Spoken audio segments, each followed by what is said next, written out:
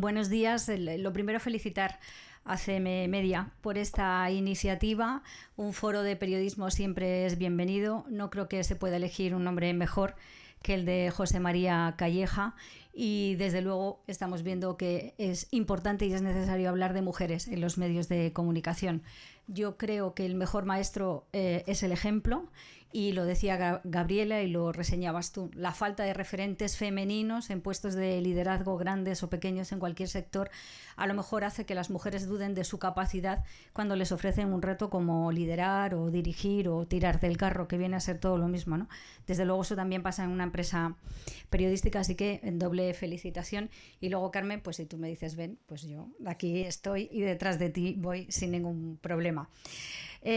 Por supuesto, es un placer y es un honor estar aquí con gente como Gabriela Cañas, absolutamente de acuerdo con todo lo que ella ha dicho, es lo que he vivido y creo que lo hemos vivido todas, y además comparto sus reflexiones y sus datos, ¿no? Yo nunca he hecho periodismo fuera de Castilla-La Mancha, pero en este córner del mundo, que no es el mundo que ella ha conocido, pues he vivido prácticamente lo mismo. Y aunque el tema de exposición es parecido, el liderazgo femenino en los medios, pues intentaré no repetir lo que ella ya nos ha contado y centrarme un poco más en lo que es el periodismo regional, ¿no? Yo creo que todos hemos oído contar alguna vez a José María Calleja. Permitidme empezar con un recuerdo para este gran periodista, para este periodista neto. No era nada de grasa, era todo chicha, hablando de periodismo y de ejercicio periodístico en él, ¿no? Todos hemos oído a José María Calleja contar alguna vez en vivo o en entrevistas o en tertulias cómo tuvo que dejar su territorio, cómo sus compañeros de la ETV, cuando se levantaba para ir al baño y volvía, encontraba en el teclado esas notas amenazantes: te vamos a matar, estás muerto, lárgate, traidor, dianas con su cara, sus propios compañeros, los que luego cuando volvía del baño estaban allí alrededor, ¿no? Y sin embargo él hizo pues lo que hace un periodista: contar lo que otros querían ocultar, ¿no? Así que, bueno, él es un ejemplo para todos. Yo solo coincidí una vez personalmente con José María Calleja. Fue en Toledo, lo presenté en una conferencia que él daba aquí, y cuando empezó el coloquio había una familia vasca que apareció de pronto por la Biblioteca de Castilla-La Mancha, y entonces le levantaron la mano para preguntar y dijeron: bueno, no vamos a preguntar, aunque es el coloquio, pero nosotros somos del País Vasco, estamos en Toledo pasando unos días, y cuando vimos en el periódico que había una conferencia tuya, suspendimos todos los planes de esa tarde para venir a escucharte, para poder decir que todo lo que cuentas es cierto, que allí no lo podemos decir, que allí no lo podemos escuchar. Esta gente decía en esos momentos en Euskadi: si no eres nacionalista, como mucho aspira a pasar desapercibido, ¿no? Y él hacía eso, poner voz a esa realidad que otros querían ocultar, y eso es hacer periodismo, en su caso con riesgo de su propia vida, ¿no? Y lo hizo muy bien, aunque tuviera que abandonar su tierra y tuviera que abandonar a su gente. Me has pedido, Chunda, que hable de liderazgo femenino en el ámbito regional. Bueno, yo nunca me he considerado líder, como mucho me han llamado la jefa, pero bueno, ahora los jefes son líderes y las jefas son líderes, y te agradezco la confianza. Lo primero que me pregunté, o lo primero que pensé cuando vi de lo que nos pedías o me pedías hablar, me hice una pregunta, ¿no? ¿Hay un liderazgo femenino? ¿Es distinto el liderazgo femenino del masculino? Y la verdad es que no encontré una respuesta. No sé, Carmen, luego si tenemos tiempo de hablar o de preguntar, te pregunto yo a ti y concluyes, ¿no? No tengo una respuesta clara, ni siquiera tengo una sola respuesta, ¿no? Yo creo que no hay una sola manera de ser mujer, como no hay una sola manera de ser hombre, ni hay una sola manera de ser un ser humano. Pero sí creo que las experiencias que vivimos nos marcan, y marcan lo que hacemos y cómo lo hacemos. Y las mujeres de mi generación, desde luego las anteriores y una buena parte de las posteriores, hemos vivido un mundo dominado por el machismo y la desigualdad. Y seguramente esas experiencias las llevamos incorporadas a nuestro carácter y a nuestra manera de hacer, seamos líderes, seamos generales o seamos soldados, ¿no? Los hombres de mi generación o de las generaciones anteriores o de los posteriores pues no crecen y se reproducen pensando si les van a violar al volver a casa, no crecen pensando si tengo un hijo o me juego la carrera, y tampoco crecen pensando que a lo mejor no les piden ser jefes porque alguien dudara de su capacidad de mando o de su capacidad de imponer una decisión si toca emplear la fuerza de los hechos, ¿no? Ese doble rasero seguramente sí nos ha marcado y seguramente todavía hay una distinta manera de ejercer el liderazgo si eres mujer. Yo creo que cuando vienes de más atrás y superas más obstáculos, pues eres más observadora en general de la realidad, y creo que eso es bueno si te toca dirigir o te toca liderar. Y quizá eso sea una manera de ejercer el liderazgo femenino, el mando, la dirección o tirar del carro, como lo queramos llamar. Por lo tanto, como digo, yo no creo que la condición de ser mujer en sí implique una manera de liderar, pero sí las experiencias a las que nos tenemos que afrontar. Eso de dudar porque nunca has visto una mujer mandar y entonces piensas que no es que no sepa mandar esa mujer, sino que son las mujeres. Eso seguramente nos ha pasado a todas, ¿no? Lo segundo que pensé sobre el tema liderazgo femenino fue un adjetivo que se me ocurrió, que fue el adjetivo escaso. Bueno, aún hoy hay muy pocas, 11 grandes agencias, solo una mujer, y en un país que está apostando muy claramente por el feminismo, ¿no? Y muy impulsado institucionalmente. Cuando yo empecé, que fue el año 95, pues lo de escaso era incluso un adjetivo que le venía grande. Si entonces hubiera hecho un muestreo o se hubiera hecho una encuesta a las mujeres líderes en los medios de comunicación, hubiera sido irrelevante directamente por el tamaño del muestreo, porque apenas había. Aunque en eso tengo que reconocer, Gabriela, para tus estadísticas que nos relata muy bien, que los medios locales hemos ido por delante de los medios nacionales. Ha habido antes directoras y ha habido antes redactoras jefes. Los medios pequeños, seguramente a lo mejor porque son menos importantes en el concierto del periodismo, de los medios de comunicación, que en los medios grandes, ¿no? Y bueno, pues yo he estado entre ellas, ¿no? Y por supuesto me reconozco en todas las situaciones que has descrito. No quiero hablar de mí, pero sí relatar alguna experiencia porque estoy segura que es una experiencia que han vivido más personas. Mi primera experiencia con el periodismo fue una entrevista de trabajo. Y entonces me entrevistaba un editor que era un empresario periodístico local, y entonces nos citó a un compañero de facultad y a mí al final de una comida. Entonces llegamos a la comida, tan jovencitos, tal, todos hombres, menos yo, y el editor me hizo una pregunta. Me preguntó si tenía novio, y yo le contesté que sí. Y entonces él hizo así, torció el gesto y me dijo: ese es un mal dato porque es que las mujeres enamoradas os distraéis. A mi compañero le hizo la misma pregunta, que si tenía novia. Y él dijo que sí, que tenía novia, y dijo: bueno, pues eso me gusta porque los hombres con novia formal se centran, sobre todo cuando son tan jóvenes. Pues esta era la realidad que había entonces. Ese pobre hombre no sabía todavía, supongo que ya lo habrá descubierto, que las mujeres somos capaces de hacer dos cosas al mismo tiempo. Por ejemplo, trabajar y amar, podemos hacerlo. Pero él no lo sabía. Y bueno, pues así empecé y así eran las cosas, y espero que ahora ya no pregunten a nadie si tiene novio o algún otro tipo de consideración personal. Afortunadamente las cosas han cambiado. Yo creo que eso lo decía Gabriela y lo hemos constatado todos y todas, ¿no? Porque el peso de las mujeres ha crecido, el empuje de las mujeres ha crecido, y porque muchos hombres, yo no creo en el frentismo en ningún sentido, muchos hombres son feministas, creen en la igualdad y nos apoyan, nos ayudan, y a veces hasta tiran de nosotras ofreciéndonos cargos que no sabemos si seremos capaces de desempeñar, pero cargos que al final hacemos visible que podemos liderar, que podemos mandar, que podemos tirar del carro. Bueno, cuando tu primera experiencia con la profesión es que si tienes novio lo mismo no lo haces bien, pues ya os podéis imaginar que yo lo de liderazgo femenino era una cosa que jamás pensé que pudiera existir, y mucho menos que me tocara a mí. Pero bueno, las cosas cambiaron, siguen cambiando a mejor.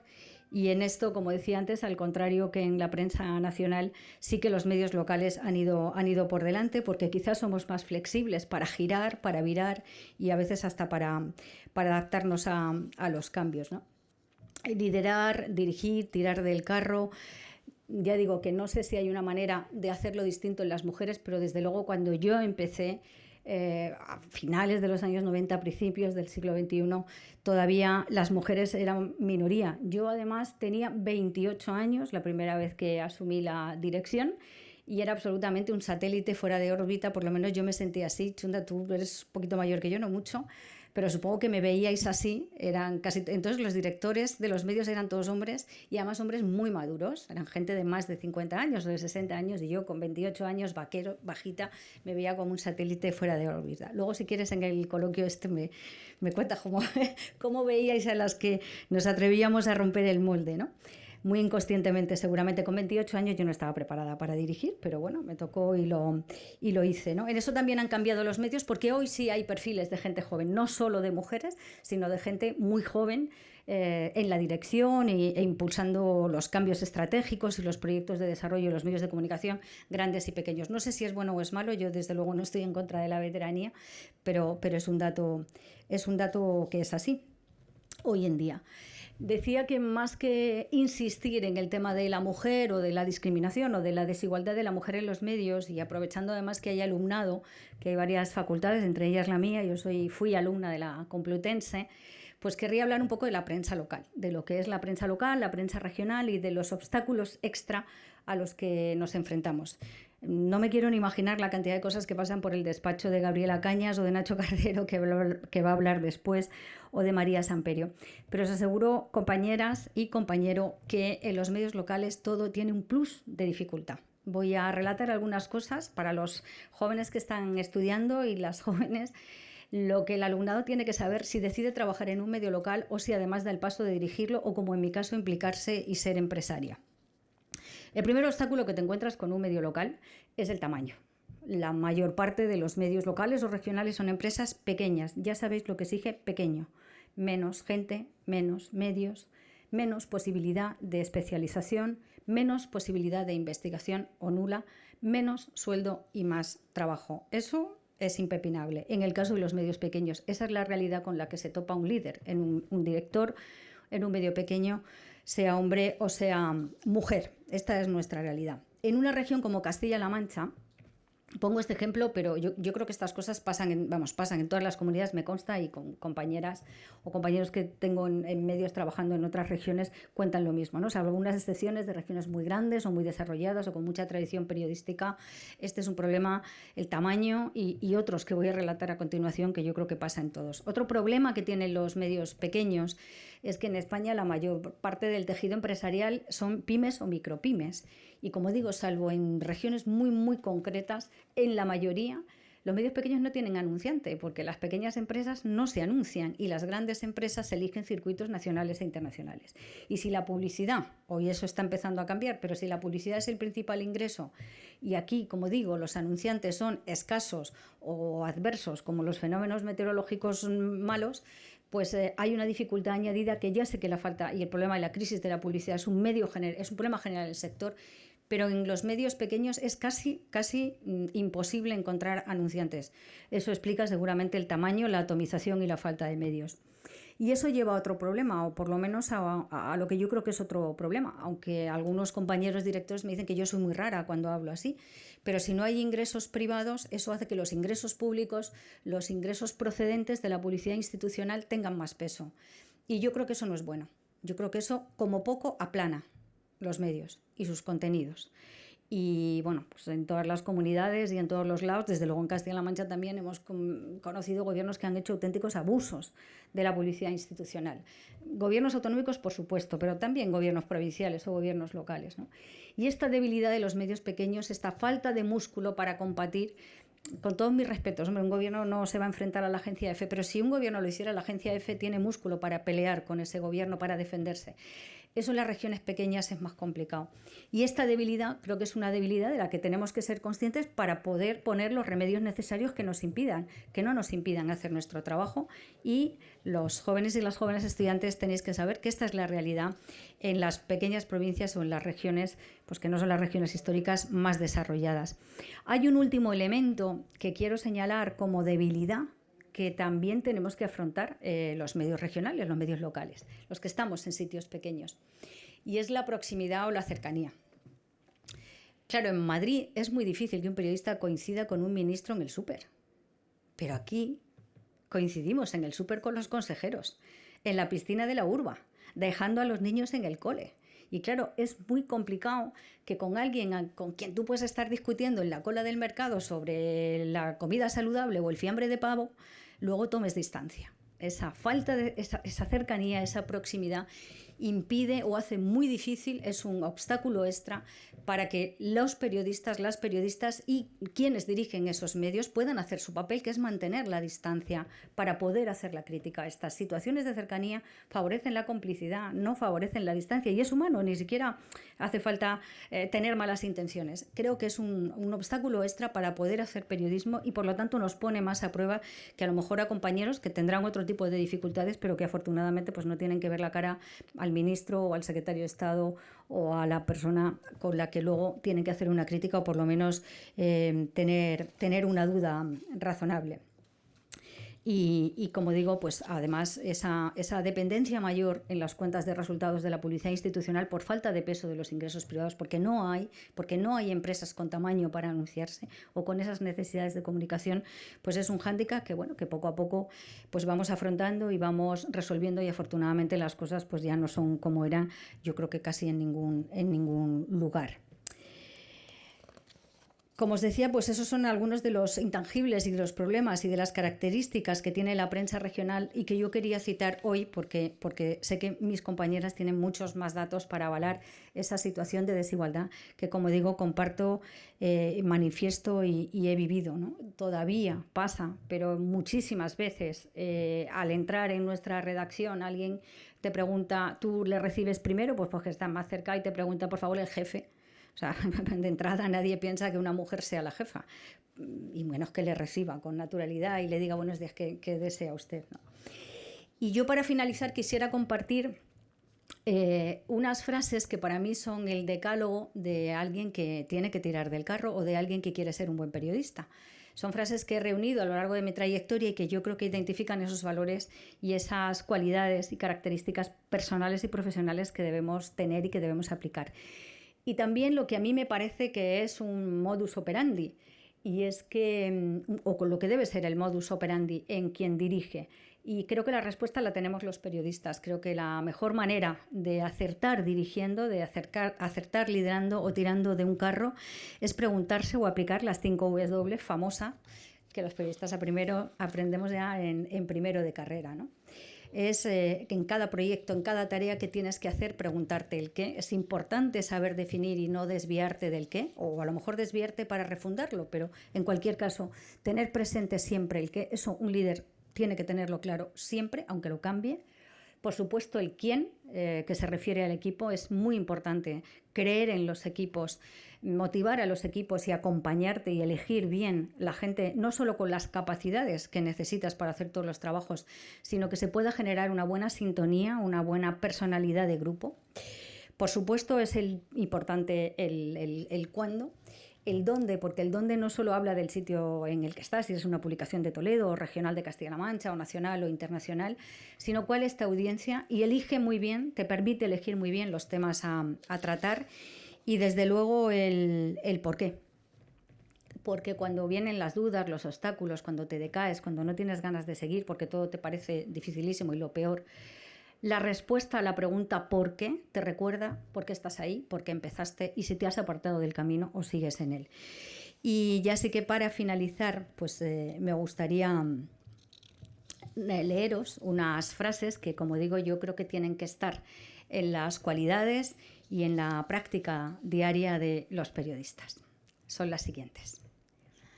Incluso la más larga caminata comienza con un simple paso. Eso es un proverbio hindú y yo creo que, bueno, es aplicable en cualquier faceta de la vida, desde luego en el periodismo, donde a veces cuesta tanto encontrar una historia, contrastar una noticia o sacar adelante un proyecto. Mi conciencia, para mí, tiene más peso que la opinión de todo el mundo. Es de Cicerón. Una cláusula de conciencia, la libertad de información, de expresión. Creo que es incuestionable que la conciencia debe ser algo que se mantenga siempre vivo y limpio y en perfecto estado de revista en un periodista.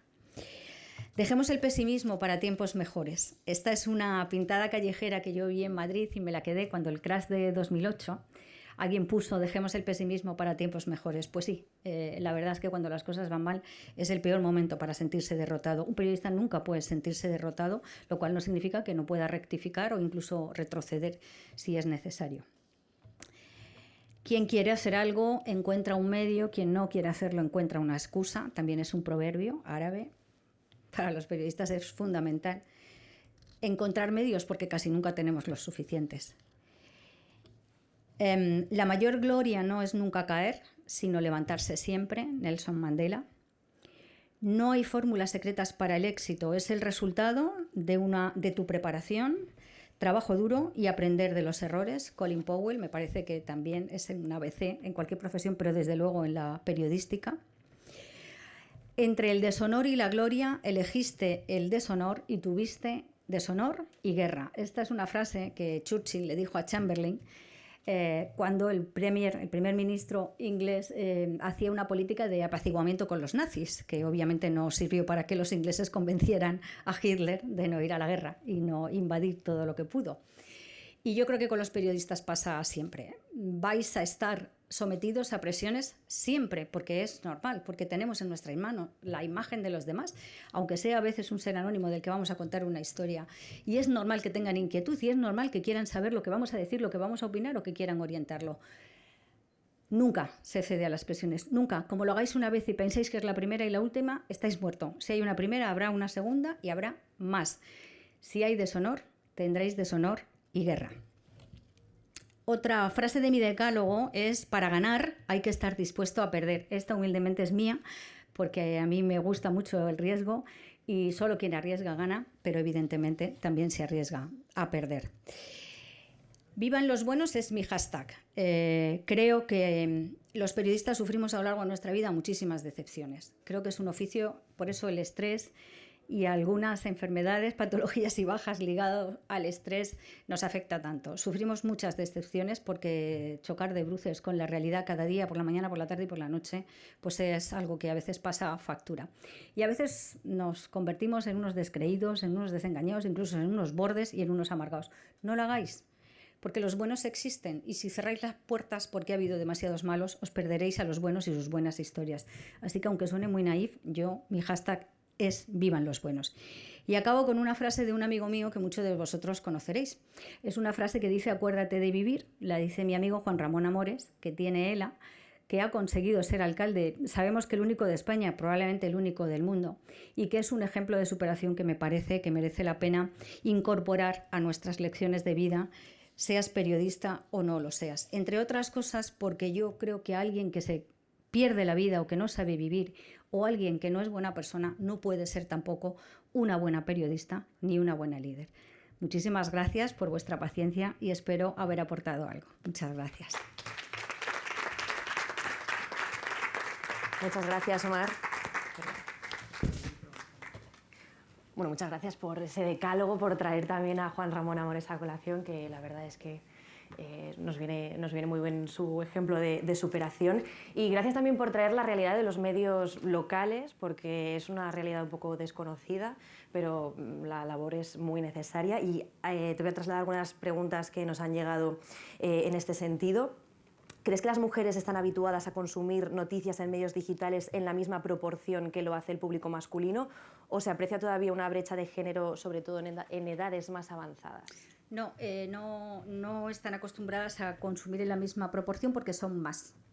La mayoría, por lo menos en nuestro perfil, la mayoría de las lectoras de un periódico digital son eso, lectoras. Por encima del 50%, en el caso de algunas redes como por ejemplo Instagram, más del 60% de los lectores que te llegan a través de esa red son mujeres. Y supongo que jóvenes, ¿no? Sobre todo en los medios digitales. Sí, bueno, a ver, la verdad que con la juventud tenemos un problema, yo creo que todos los medios, ¿no? Que es cómo incorporarles a la gente que tiene 18, 20, 22 años, ¿no? Generalmente hay una franja muy parecida entre 35 y 55 años, entre 35, 45, 45, 55, que es la mayoritaria. Luego la franja entre los 25 y los 45 es la segunda con más seguidores. Después estaría la de mayor de 55 a 65. Es muy bajo el perfil del lector joven y también el de la persona mayor, pero bueno, en el caso de los digitales se explica porque es gente que no suele estar relacionada o no suele estar familiarizada con las nuevas tecnologías. Pero las mujeres son mayoritariamente lectoras en los periódicos digitales y en las librerías, por cierto. La mayoría de los libros los leen mujeres. Te traslado otra pregunta de los alumnos de la Universidad de Cuenca que nos están viendo a través de CMM Play.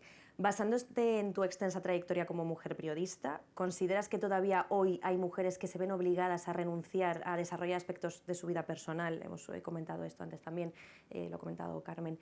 Algo que los hombres no necesitan hacer para poder impulsar su carrera profesional. Tu carrera profesional, en tu caso, es un poco... bueno, anecdótico porque has contado que, es una excepción quiero decir, porque con 28 años ya estabas liderando un gran proyecto, joven y mujer. Entonces, bueno, supongo que también tuviste que renunciar a muchas cosas, pero no es lo normal, ¿no? Tener ese perfil antes. Sí, yo estaba un poco más loca, ya he dicho, con 28 años nadie está preparado para liderar. Yo entonces creía que sí, ahora dudo, pero entonces, porque la juventud es así, ¿no? Yo tuve ese reto, lo cogí y seguí adelante. Sí, hay renuncias, claro que hay renuncias. Lo que pasa es que yo creo que cada vez menos. En nuestro caso, por ejemplo, en CastillaLaMancha.es, de los 4 puestos directivos, 3 son mujeres y 2 de ellas son madres. Una tiene un hijo mayor, pero otra tiene un niño pequeño, cuya vida evidentemente no se pierde. Es posible, hay que hacerlo, hay que intentarlo y hay que pelearlo. Y, por cierto, mi reconocimiento para la Facultad de Periodismo de Cuenca. Nosotros tenemos un convenio con ellos de prácticas remuneradas cada año y gente excelente, un alumnado excelente. De hecho, una de las personas de prácticas, soy un redactor fijo, un trabajador fijo de CastillaLaMancha.es. Así que muchos saludos. ¿Ahora viene la pregunta difícil o qué? No, recojo el guante. Tú sabes que yo recojo los guantes. A lo que has dicho antes de si no tenías claro que existiera un liderazgo femenino. Bien, yo no, solo comentarte que yo sí lo creo. Y no de una manera apabullante ni con características muy diferentes. Yo creo que eso que decía Gabriela Cañas, una mirada femenina desde lo público, yo creo que el liderazgo femenino lo que tiene es una manera distinta de mirar. Creo que además se está imponiendo y me da la impresión, esas cosas que se dicen a ver, que ahora está en tendencia o debería estarlo visto lo que estamos viendo alrededor, con una agresividad tremenda. Creo que es una manera diferente de liderar y de gestionar, siendo un poco más pactista para entendernos o más empática. Yo lo veo en personas incluso de mi organización, de esta casa. Bueno, aquí está presente tanto Yolanda Monge, subdirectora de informativos, como Cristina Corcuera, que las dos soy consciente de que hacen un esfuerzo, cada una en su terreno, desde la Comisión de Igualdad, pero también desde los puestos de redacción en informativos. Entiendo que es una manera diferente de no poner la testosterona por delante. Y eso al final ha hecho un poco de mella. No digo que sea una diferencia brutal, sí creo que está empezando a asimilarlo la propia sociedad, porque me parece que es una forma de dirigir y de gestionar que puede ser igual de eficaz, con unas maneras para entendernos mucho más suaves. Muy bien, Carmen. Ay, madre, ¿Qué tal? Esta sí que la tengo. No es más que una pregunta, disculpadme, pero tengo problemas respiratorios y aunque Tamara me insiste... Entre otros, ¿no? Entre otros. Siempre cuento los problemas siempre ataque. Públicamente más aceptables. Esto de ser asmático crónico, ¿verdad? No, es verdad, me incomoda especialmente y disculpadme por ello. No, antes una alusión que quería hacer, hago una observación y luego si quieres alguna pregunta. Bueno, en primer lugar una felicitación. ¿Te has dado cuenta que del grupo interesante de ponentes que hemos invitado ha sido un gran acierto y la gente que nos esté escuchando puede comprobarlo al escucharte, al verte, porque tu planteamiento está basado en hechos reales. Es una locución y detrás de lo que hablas, que es claramente convincente, hay una trayectoria. Con lo cual, como decía alguien que conocemos, las palabras son cera, los hechos son acero. Y tú eres una periodista, como has dicho, que hace 20 años tenías pantalón corto, yo no recuerdo cómo vestías. Hombre, recuerdo que eras mar, pero yo destacaría en ti una cosa que sigue perenne, ¿no? Carmen, tú que eres una mujer de televisión, sabes que hay una expresión de aquellas personas que en audiencia siempre resultan bien, son evergreen, siempre verdes, ¿no? Pues ella hoy sigue siendo igual de verde que hace 20 años, en el sentido de que tú no, alguien destacará porque eres mujer o la edad. Yo destaco que eres una mujer con personalidad, con carácter, con un punto de rebeldía y que, como has demostrado, llenas el espacio. Y yo creo que, aunque ciertamente cuando llegabas era un mundo absolutamente masculinizado, todo éramos hombres los que estábamos en algún puesto de alguna responsabilidad en comunicación o en prensa, directores de medios, fuiste la primera. Entonces, ya digo, yo te vi, me preguntabas cómo te veía, pues yo te veía exactamente igual, una persona con empuje, una persona con gran carácter, con personalidad y con criterio propio, ¿no? Salvada Bueno, esta alusión que quería hacer. Si me seguís tratando así, te voy a pedir trabajo, Carmen. Voy a dejar de liderar, No, yo te quería obedecer. Te quería hacer dos preguntas sencillas. Una que decías que te veías un poco como un bicho raro, como una satélite. Ahora nos estarán viendo posiblemente en directo y seguro que después, a través de podcast, muchos estudiantes, muchas alumnas. No sé qué es lo que te decía a ti tu madre cuando tú estudiabas en la escuela de periodismo. Ahora, como persona que ya eres periodista, que eres directora de medio, ¿cuál sería la tecla secreta que le darías a un estudiante o a una alumna de periodismo en la actualidad?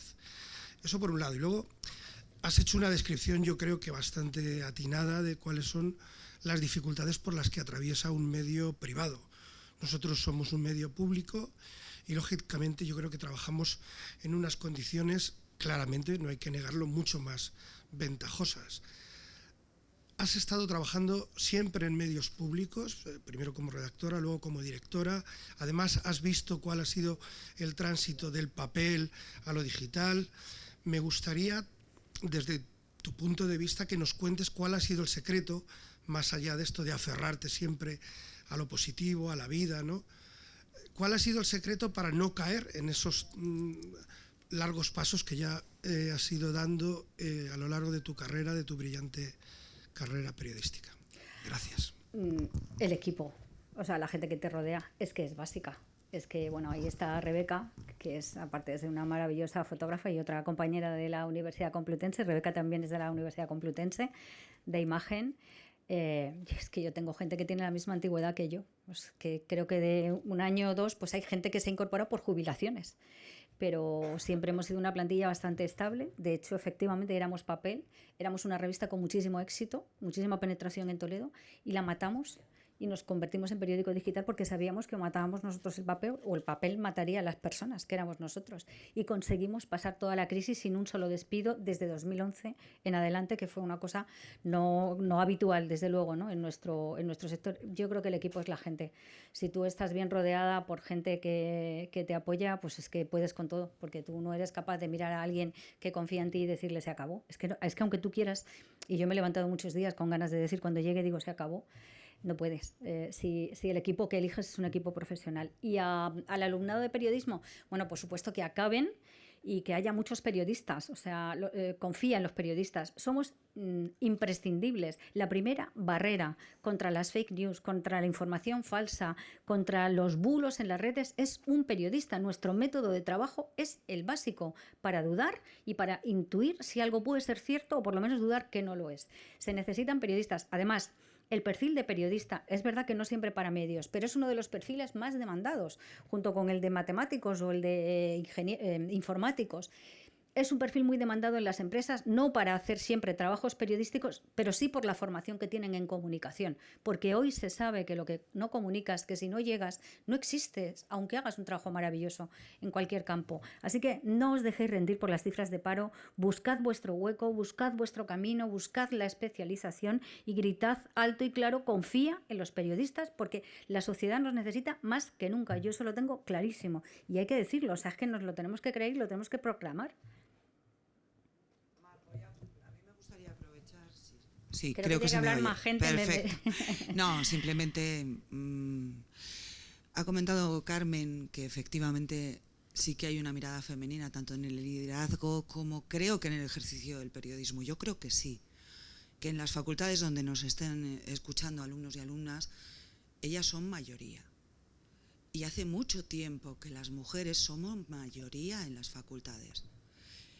Esto es cuestión de tiempo, yo creo, que se trasladará a puestos de responsabilidad y puestos de liderazgo.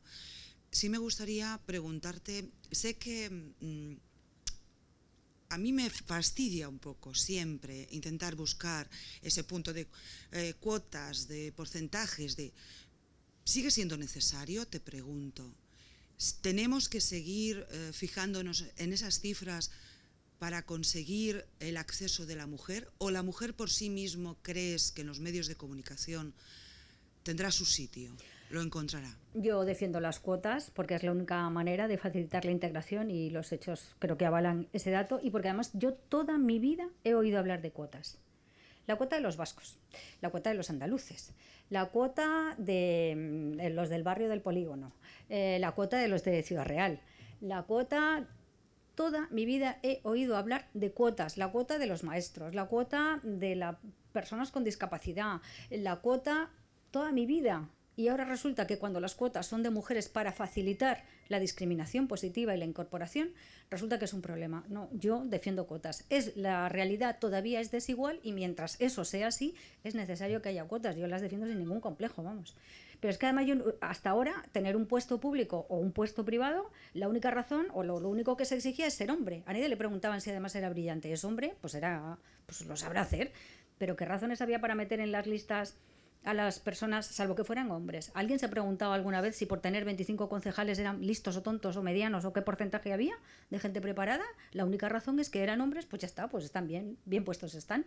Y ahora resulta que, pues no, yo defiendo las cuotas mientras haya desigualdad y además es que sin ningún complejo. Gracias. Claro. Gracias por tu mirada femenina, porque gracias, sí se nota. Gracias. Una última, no sé si alguien quiere preguntar, yo también me apetece preguntarte. El feminismo, el movimiento feminista es algo que ha ido, ¿no?, pues, ganando fuerza, ganando pues eso, más conciencia a lo largo de los años. Yo creo que mucha gente, yo por lo menos, he tenido un despertar feminista a raíz de, pues de todo lo que he ido leyendo, de todo lo que me ha ido llegando. Pues yo he tenido que deconstruirme, ¿no?, para seguir aprendiendo. Entonces, yo creo que esto ocurre pues le ha ocurrido a muchas personas, es algo muy común y sobre todo también en las empresas. Entonces, me gustaría saber si en tu empresa, en tu periódico, habéis... ¿cómo se gestiona desde un punto de vista feminista? ¿Si ha habido un cambio a raíz de todo el movimiento feminista? A ver, en mi periódico, pues obviamente no ha habido discriminación a la mujer, por lo menos así de una manera visible, porque era complicado, ¿no? Porque era natural que las mujeres tomaran decisiones y las aplicaran, ¿no? Pero el feminismo es defender la igualdad entre hombres y mujeres y yo creo que feministas deberíamos ser todos, que es lo que nos manda la Constitución, que tanto nos gusta presumir de nuestra maravillosa Constitución. Bueno, la Constitución es feminista y si la Constitución es feminista, de ahí para abajo deberíamos serlo todo, como somos demócratas y no hace falta decirlo todos los días. Ojalá un día no haya que decir soy feminista, como hoy en día pues nadie tiene que decir hola, soy demócrata, porque es lo normal y es lo aceptable. Bueno, muchas gracias, Mar. Te dejamos seguir, que te hemos retenido. Muchas gracias. Gracias, Mar.